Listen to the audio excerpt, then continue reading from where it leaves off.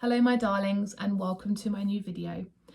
I want to start as a disclaimer and say that this video is for educational purposes only. I am not a doctor, I am not a psychotherapist. I will be talking about the science to this question, but at the moment I am in training to be involved in trauma and trauma recovery, but I do not have any background in science. So if you feel that you want to verify anything I'm saying, please do so.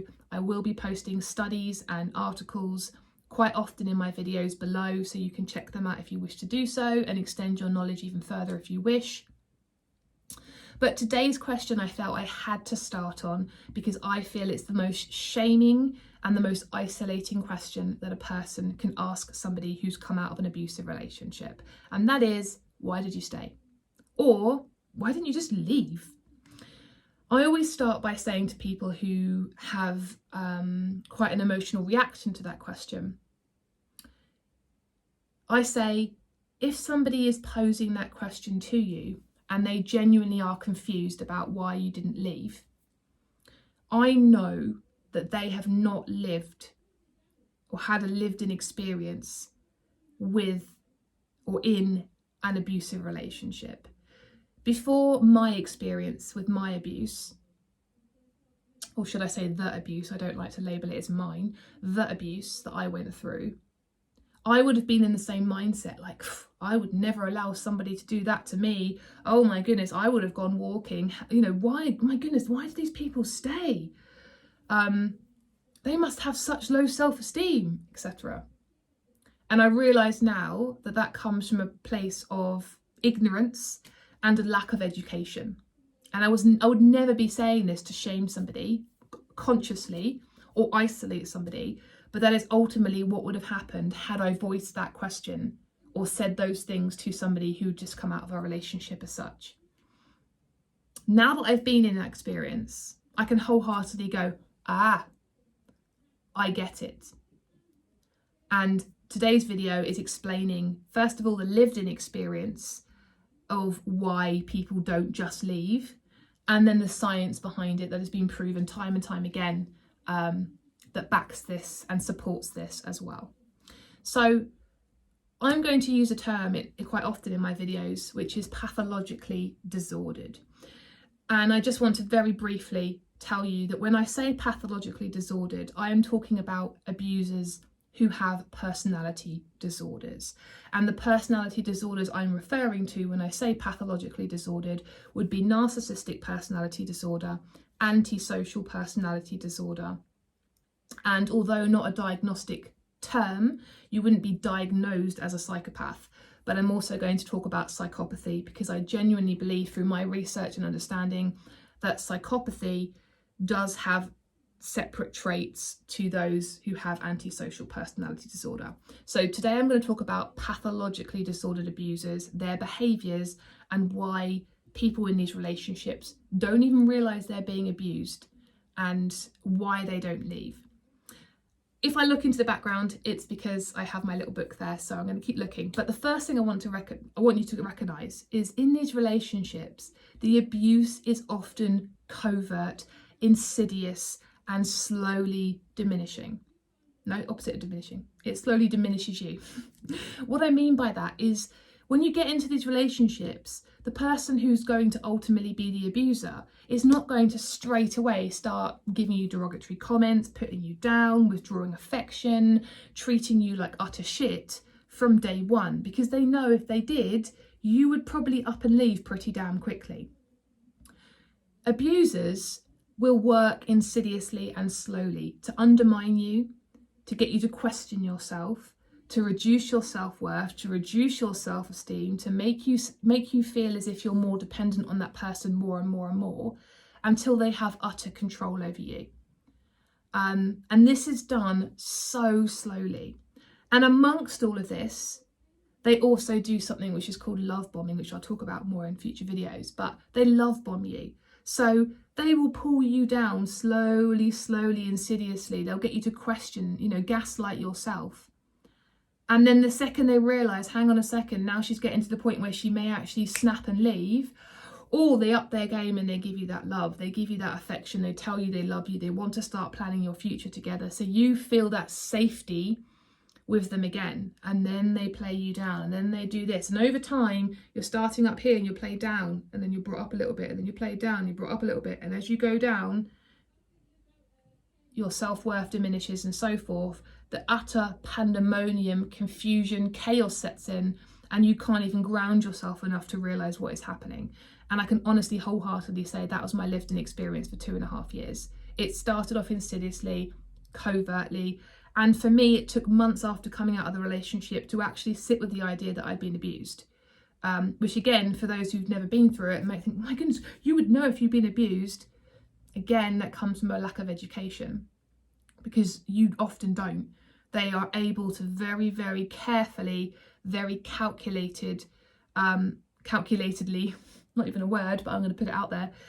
They're able to do this to you, so you'll question yourself all the time, and therefore when their abuse gets worse, you're just feeling like you're constantly trying to grapple onto something to steady yourself so you can figure out what the hell is going on. So the covert aspect of the abuse is the first reason why people don't leave. Often they do not even realise they have been abused.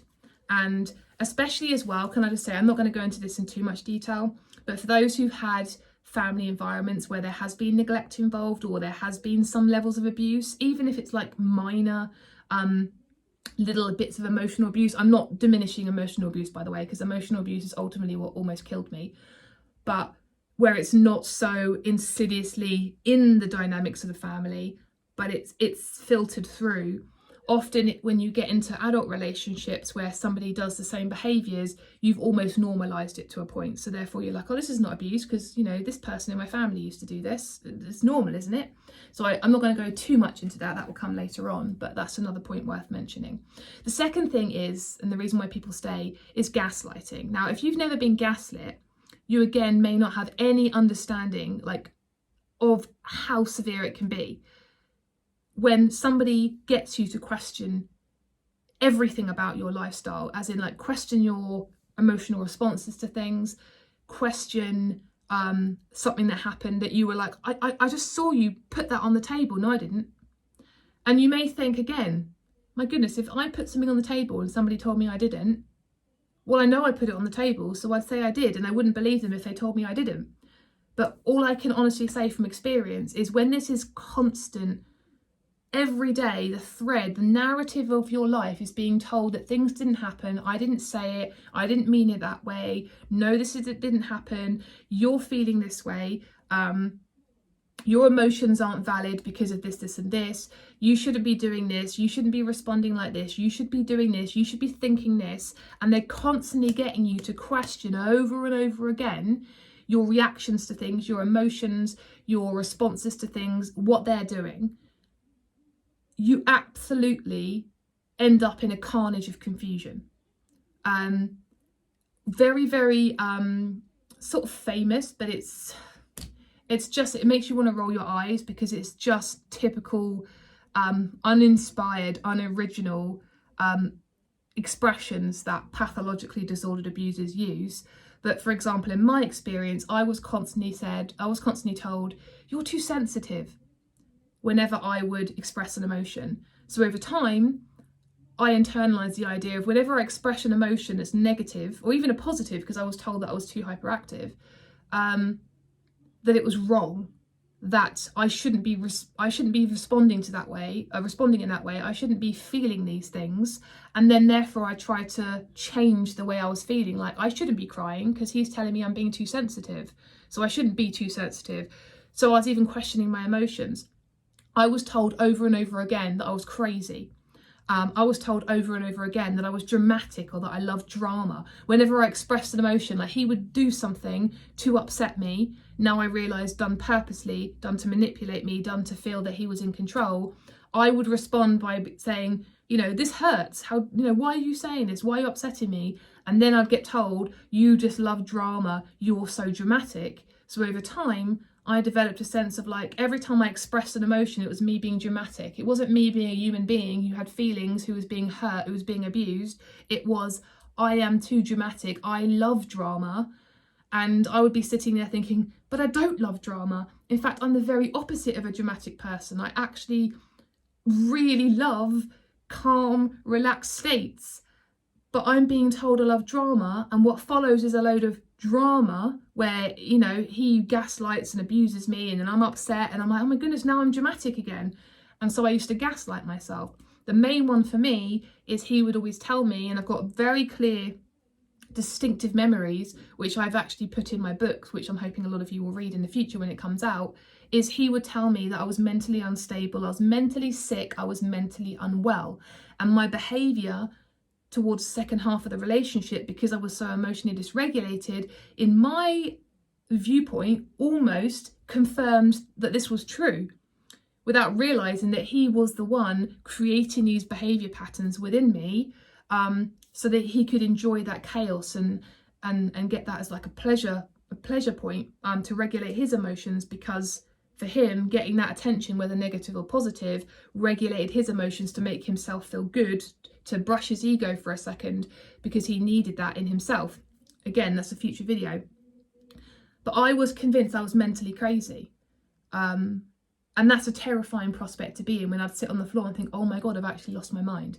And I'm saying it now very brash and very calm, but to actually be in a state where you're an emotional wreck on the floor, and you're thinking, I'm having a psychotic breakdown and I'm mentally unstable, I'm mentally unwell, is one of the most terrifying aspects of my experience. To actually feel that you're going crazy is, I don't like to use the word crazy, that's not the right word, but in his mind, that's the word he used. To actually feel like I was losing my mind is terrifying. And in these relationships, they have you believe that everything that's gone on in that relationship is your fault. Every time they're angry, every time they don't give you affection, every time they abuse you, it's your fault. And over time, you are convinced that it's your fault. So you're trying desperately to jump through every hoop and over every hurdle to get yourself back in your good books. And you're not even realising that this is the way they're breeding that dynamic for you to do that. So that is the second point I wanted to make. The third point I wanted to make is isolation. In these abusive relationships, in order for that person to gain full control over you, they need to isolate you from your family, friends, anybody who possibly might have an opposing viewpoint from an outside perspective that may say, hang on a second, what's going on is not right.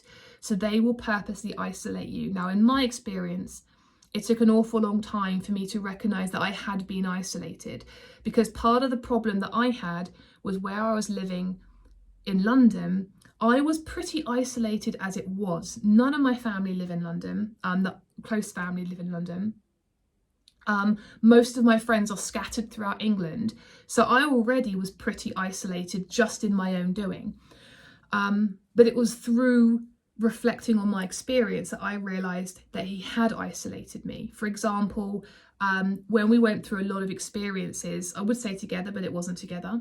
But when we went through many experiences, he would say to me, this is between me and you, we don't need to discuss this with anybody else. So one example, my abortion, and my abortion video is up online.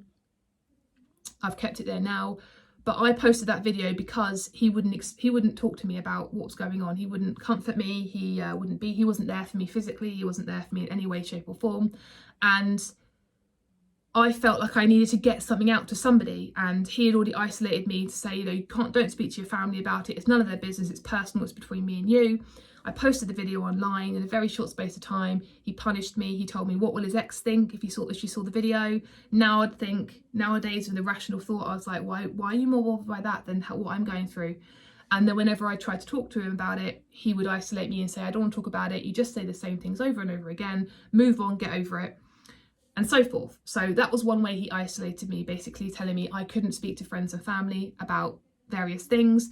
There was an incident in Cuba, and again, this is all written in my book, where I reached out to, I'm not going to talk about this experience now because it may come up later, but I reached out to my family because of an incident that happened where I was abandoned, and in a really terrifying situation. I reached out to my family because I was scared. The family had phoned the next day to check my safety, and then I was punished for speaking to my family, and I was punished and given the silent treatment for multiple hours because of this incident. So basically, because I'd reached out for help, he then punished me by refusing to talk to me, having me just follow him around for about 5 hours. Whenever, as he had all the money on him, whenever he'd buy food or drink, he didn't offer me any.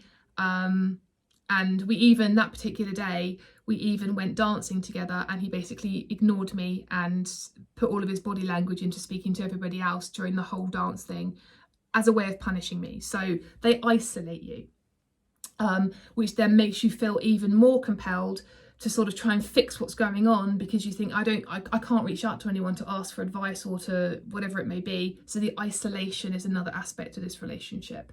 Another thing, financial dependence. Often abusers will make you financially dependent on them by either sort of disallowing, or over time going, well, you don't have to work, I'll work. So all the money, they have the full power of all the money.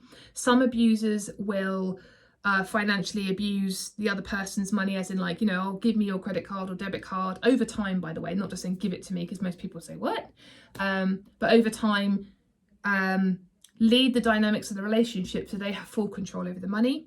And in my case, that was part and part, but it ultimately was all, I got myself into debt, and I'll talk about this in later videos. I got myself into debt because I was paying all of his bills, his mortgage and everything like that. So I was really struggling to make ends meet, which meant that I didn't feel like I had enough money to be able to move out and put a deposit down or so forth. I felt I was constantly in a state of trying to get some money behind me to pay off my debts. And therefore it kept me, again, another reason why it kept me in an environment, because I didn't feel like I could function financially to be able to leave that situation. Leading on to that as well, part of the relationship dynamics and the breakdown of your self-worth and your self-esteem, which they do insidiously through their abuse, is you don't then feel like you are going to be good enough outside of the relationship. You don't feel that anybody wants you. Some abusers will say, nobody will want you. My ex didn't do that. Not that that's giving him praise, but some abusers will say that. I will be able to convince you that that is true. So therefore you feel like, oh my goodness, it's all my fault. Everything's my fault because I'm being gaslit into believing it's my fault. So, you know, I just need to make ends meet in this relationship because I really am so terrible. And actually, oh my goodness, the abuser, you're my savior because you're actually giving me these chances. My goodness, like I'm so grateful. That's another reason there. Another one I wanted to point out, and this is something that, oh my goodness, is you're never able to ground yourself enough to be able to recognize what's going on with you and to figure anything out. I was in an absolute state of confusion and chaos 24/7. You know, when you forget a word, you're trying to think of a word and you're like, the word is, oh, it's right there, it's in the back of my head. Come on. Imagine that 24/7. By the end of my relationship, the last sort of 8 months, a year, that's how I felt 24/7. I was not able to articulate, formalize anything in my head. I would sit there for hours stewing over nothing because I could not articulate what had just happened, how I felt, what was going on. I was in absolute chaos. And that confusion that I went through, woo, the sun. Whoa. Oh my goodness, look, this is cool. That's not going to distract you, Jen. I'm doing exactly what I'm talking about. You're not able to ground yourself in the understanding of what you're going through because they purposely cause that chaos and confusion to keep you off kilter all the time. So when you're saying, but you should have just left, even on that basis alone, you're coming from a rational, grounded place where you have an understanding of yourself and what's going on in your environment to make that decision. When you are enmeshed in these relationships, you don't have the luxury of that, alongside all the things I've already spoken about, to be able to think in rationality in that way. So I wanted to point that out there as well. So let's talk about the science. Let's talk about the science involved in all this as well, because this is all intertwined with what I've spoken about. There's a lot of science going on in those things as well. So in these abusive relationships, and I'm specifically talking about pathological abuse, but I would assume, and maybe my assumption's wrong, that non-pathological abusive relationships would be similar in dynamics, but I'm speaking from my experience, so I don't want to speak for somebody else. as I've not lived through that aspect. There is an unhealthy dynamic created between the abuser and the person who's being abused. That sounds obvious, but I need to say it. So in these relationships, the dynamics end up having the abuser being the person fully in control and with all the power, and the person who's being abused not having very much power at all. And the way that they do this is through something called intermittent reinforcement versus punishment. So in these relationships, in order to gain control, there is a back and forth between the person who's the abuser and the person who's being abused. What I mean by intermittent reinforcement is giving positive praise, giving affection, doing what a healthy-minded, safe individual does in a relationship because they care about the other person. So let's just take a step back for a second there. In a healthy relationship, two individuals who choose to be in a relationship together love each other, care for each other, want the best for each other, want to support each other, want to nurture and grow together as a couple. In these relationships, there is going to be, in the majority of cases, affection, love, loving words, loving actions, things you do to show that you love and care for that person. You create a safe environment in which you can speak freely about your feelings and problems and know that you're going to be listened to, know that you're going to be heard, respected, and know that that person wants the best for you and will hopefully do things and help you along the way to solve a problem.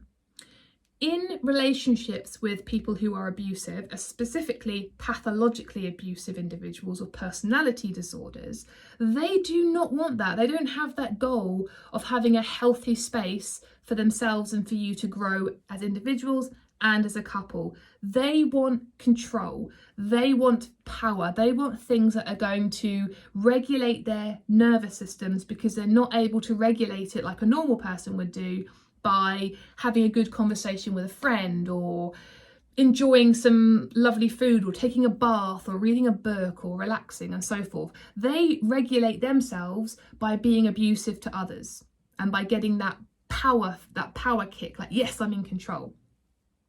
So in these abusive relationships, the abuser will use affection, will use the kind words, all the things that in a healthy, safe relationship you just use because that's the way you feel. They will use these to manipulate you. So at times, they will say lovely things. They will, at times, buy you gifts. Mine didn't. They will at times hug you. They will at times talk about the future together. They will involve you in this to make you feel that the relationship is working and they want to see you in their future. All of these things to make you feel good. When you feel good, your body releases dopamine, and dopamine is, for all intents and purposes, the love hormone, right? So when you feel loved by somebody and you get a warm hug by somebody and you feel wonderful, or they say something wonderful about you and compliment you, that dopamine goes around your body and you're like, oh, this feels so good. And it helps to develop that stronger connection with that person. In relationships with pathologically disordered abusers, they use that intermittent reinforcement, that positivity, not as a way because they actually care about you, as a way to make you feel as if they care about you, to make you feel as if this is a relationship dynamic, to make you feel as if they are safe. So when that happens, your dopamine is released and you're like, oh my goodness, that person, I love them. Like, this is the reason we're together. On the other hand, they then punish you. So they will withdraw affection. So if you've done something wrong, or what they've deemed as being wrong, so you haven't folded your clothes properly, or, you know, in their mind, you've let yourself go and you don't look as attractive as you were, or you've said something out of place, or you've tried to express an emotion, or you've told them you don't want to cook dinner tonight because you're tired and they have to do it, right? They then punish you. They then withhold affection. They won't talk to you. They don't make eye contact, or they minimize how you're feeling, or they shout at you, or make you feel guilty for shedding an emotion, or they have a strop, have a tantrum, and whatever it may be. They punish you for you being a human being. When you are punished, or when you are feeling unsafe, or when you are feeling upset, a natural human response is to go to the person that you're in a relationship with to get that safety, that nurturance, that support. In these environments, the person who is supposedly your safety blanket, the person you go to for safety, is also the person who is causing you the stress and the discomfort. And in this relationship, when you have the person who's safe is also unsafe, let's just look on the bigger perspective, by the way. They are always unsafe. They will just have you believe that at times they are safe, but they are always unsafe. They are predators, they are dangerous. I'll talk about it in later videos. But when you want to go to that person, at the same time, they're the ones who are causing that cortisol, the stress hormone, to be released into your body. So you end up coming into this dynamic where they become in control of your dopamine. So they say something lovely to you, they give you that intermittent reinforcement, the dopamine's released, you feel loved, they withdraw, they take back, the cortisol, the stress hormone's released, you feel stressed, oh my goodness. And over time, it's a push and pull dynamic. They're constantly pushing and pulling you back. In a normal, healthy relationship, the dopamine doesn't need to be earned. You don't feel like, oh my goodness, I'm stressed, I need to get some dopamine. What can I do to please my partner to get some dopamine? It's naturally balanced, a healthy dynamic for your body.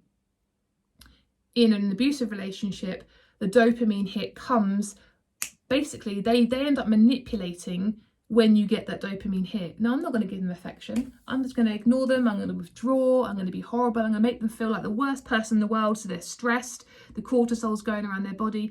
And then I'll give them a little crumb, pull them back in, and then they get that dopamine hit. So over time, studies have shown that it creates the same chemical dependency within you as a heroin addict. So the chemical dependency going around that person's bloodstream, every time they inject that heroin, they're getting that dopamine. That's what makes them feel good. But then when they're not on the heroin, they're withdrawing, and then the stress hormone cortisol kicks in because they're like, I just need a hit. The next hit, when's it coming? When am I going to feel good again? Exactly the same chemical dependency in abusive relationships, except another person external to you is the one controlling that dopamine hit and that cortisol. They have all that control and power, and not that you've given it to them, but because of their insidious covert abuse over time, you have ultimately put your chemicals in their hands and they are manipulating that.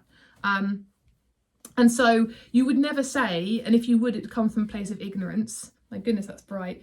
You would never say to a heroin addict or somebody who has an addiction to cigarettes or who's an alcoholic, well, just stop drinking. Just stop drinking. Just stop smoking. Just stop injecting heroin or whatever it may be. These have all been proven to be chemically addictive, and various things happen in the body which mean that most people, should I say, cannot just stop it cold turkey. Heroin addicts, for example, if they decide they want to come off heroin, will often go to special clinics where people can help to wean them off slowly. Imagine saying to somebody in an abusive relationship who has exactly the same chemical dependency going on, except rather than a needle and the liquid being their drug, it's a person, to say, well, just stop it, just leave. It's all right. It's exactly the same chemical dependency. And that is the reason why people don't just leave, because there is that addiction element to the relationship that comes into play. People in these relationships, myself included, I didn't realise I was addicted. If someone said to me, you're addicted to this person, I would have thought, no, I'm not. Oh my goodness, that's really unhealthy. In fact, my ex used to say to me, you're obsessed with me. And in my head, I'll be thinking, no, obsession, that's a really unhealthy place to be. I'm not obsessed with you. But at the same time, what was going through my body, I thought, I kind of feel like I am, but I've never been obsessed with anything to know. And it would be so confusing to me and so disorientated, because I knew that to be obsessed with somebody was a really unhealthy way to be. But at the same time, the way my body was and so forth made it feel like I was. And him saying that just reinforced it to me. Okay, gaslighting, to make me believe that I was feeling a certain way. And then, it was so confusing. So chemically, an abusive relationship is the same internally as a heroin addict. Okay, now let's add on top a couple of things here. Little last bit of sciencey bit for you here. Little last bit of sciencey bit for you here. Wow, I'm losing it. So when you are in an abusive relationship, your body knows it's in danger. Your body recognises that you are with an unsafe person before you've even realised it yourself. If you are somebody such as me in the past that would not necessarily listen to my intuition, your intuition will kick in straight away and will be showing you signs this person is not safe. Even if they're saying to you, I love you so much, you're the most amazing person in the world, your body will be saying, nope, getting those vibes from this person is not meaning what they're saying. If you're not in tune with your intuition, you're going to be ignoring the signs. In an abusive relationship, you are in constant danger because this person is undermining you, abusing you, neglecting you. They are hurting you. They are harming you with their actions, their words, and so forth. What happens is when you're in a dangerous situation is your sympathetic nervous system kicks into play. Your sympathetic nervous system is your fight and flight. So what happens is in that situation is your body releases cortisol, the stress hormone, and your body releases adrenaline. These are kicked in for when you are in life and death situations. I'm going to use the most obvious example to explain. But let's, for example, say that you're walking along the road and you suddenly spot a lion 10 meters away. Your body is going to naturally kick itself straight into your fight and flight, your sympathetic nervous system, to say, you are in danger, we need to protect you, you need to get away from there. What happens when this happens is the cortisol is released, which is the stress hormone, which gets yourself ready for action, and your adrenaline. In the process of these going around your body, what they do is they take all of the energy that's being worked on your digestive system and so forth, like filtering in your kidneys and your liver and things like that. All of the energy is removed from those areas of your body and placed in the areas of the body that you need to either fight or flight, as in run away. So they go to your hands, they go to your arms, they go to your heart, because obviously you need your heart to beat faster, your blood to go around your body faster so you can run, your feet, other elements that you may need. You might need, your vocal cords so you can scream if you need to, okay? So in a situation, now, if you run away from that lion, because hopefully you're not going to be silly enough to go and try and fight it, you run away from that lion and you get yourself to safety, what happens is your body goes back down to the parasympathetic nervous system. That kicks in, which is your rest and digest, which is your calm response. The cortisol stops being produced, the adrenaline stops being produced, your body goes back to normal. All the energy can then be filtered around your body so then it can carry on digesting, it can carry on doing what it needs to do. And you are safe and you are well, and that's it. That's your biological defense for safety. When you are in an abusive relationship, your fight and flight, your sympathetic nervous system that kicks in the fight and flight aspect of your biology, is constantly working because you are constantly in trouble. You are constantly unsafe. So your levels of cortisol in your body are abnormal. It's just going around your blood over and over and over again, which is why I'm not going to talk about it in this video in depth, but why people have their hair fall out, they go pale, they get sick, they get illnesses, they get diseases. People have even been known to develop cancers because of long-term exposure to excess cortisol. So when you're in abusive relationships, cortisol is constantly going around your bloodstream. Adrenaline is constantly going around your bloodstream, telling your body, you're unsafe, you're unsafe, you're unsafe, you're unsafe. Get out, get out. Now, your parasympathetic nervous system as well, which is your rest and digest, takes into account memories when it decides that you are safe and out of there. Okay, we can calm down now, we're safe, we're cool. Let's just tell the body to calm itself down. In an abusive environment, your sympathetic nervous system, your fight and flight, is sending messages to your parasympathetic nervous system saying, come on, come on. Like, are we safe? Can we relax now? Can we relax? Your parasympathetic nervous system, because it takes into account your experiences and your memories, is trying to process, like, is this person safe? Can we relax now? And it's constantly in overload. Your sympathetic nervous system is constantly, come on, come on, come on, come on, come on, tell me, are we safe? Are we safe? Your parasympathetic nervous system is going, well, they were safe then, but now they're not. It can't reach a verdict because it can't understand, well, if they're not safe, why is my person, why are we still here if it's not safe? But then it's not safe because I'm so confused. So what happens is your parasympathetic nervous system goes offline. It can't cope. It's so confused. And I'm using the word confused. It's not actually thinking, I'm so confused. But it's so, it cannot process the messages that are being sent to it. So it goes offline. So in an abusive relationship, you have your parasympathetic nervous system, which is what brings you back down to your rest and digest. Offline, doesn't work. So your body's in a constant state of disarray because you're constantly letting that cortisol and that adrenaline rush around your body 24/7. Your brain's becoming saturated with it, which I'll talk about it in later videos, then causes things like emotional dysregulation and various other horrific things that I went through. So yeah, you've got cortisol, stress hormone constantly around, adrenaline constantly telling you that you've got to run away, but you're not running away. You've got the positive reinforcement, the intermittent reinforcement of and the punishment, which means that you've got dopamine coming in and out, push, pull, push, pull, push, pull. All of these things going on when you're in an abusive relationship. And that is some of, in a very, very simplistic manner, some of the science behind why people can't just leave.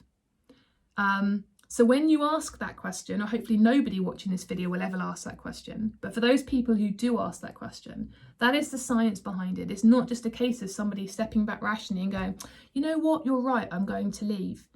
There is so much in play when it comes to biology, when it comes to your emotions, when it comes to psychological aspects, when it comes to external factors such as financial abuse, isolation, not even recognizing it is abuse. There are so many reasons why people don't leave relationships with abusers. So I just wanted to end this video, and I'm sure watching this video, if you've got to the end, for me it shows a level of compassion and a level for want to learn about these things. I think it's so important. So if you know of anybody who is in an abusive relationship right now, from an outside perspective, you may be thinking, oh, for God's sake, why is that person not leaving? Like, this is ridiculous. Like, can't they see this? This is the reason why they can't see this. If you know somebody who has left an abusive relationship and gone back and left and gone back, and you're thinking, oh my goodness, have you got a death wish? Can you not see? Do you not understand? Recognize what's going on internally that means that they feel the need to go back there. And I don't know if I've said this earlier in the video, I don't think I have, but it takes an average of 7 times for somebody to leave an abusive relationship. So that just as a statistic out there for you.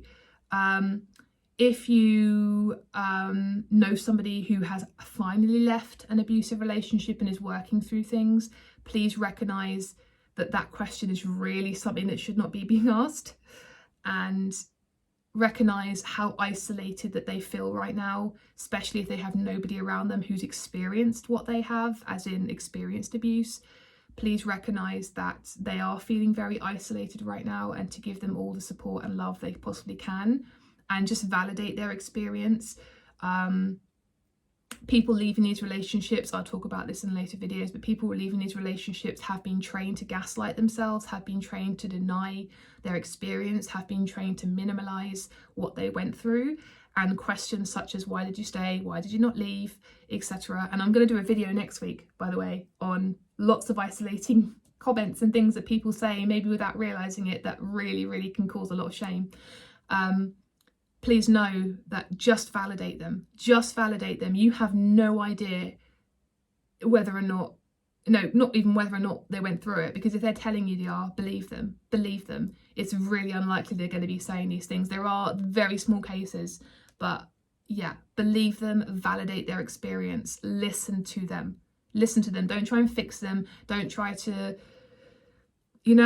you can't fix them. They need to recognize it themselves. They need to get the right professional help. And that's what I should have said at the beginning of the video. Always seek professional help first.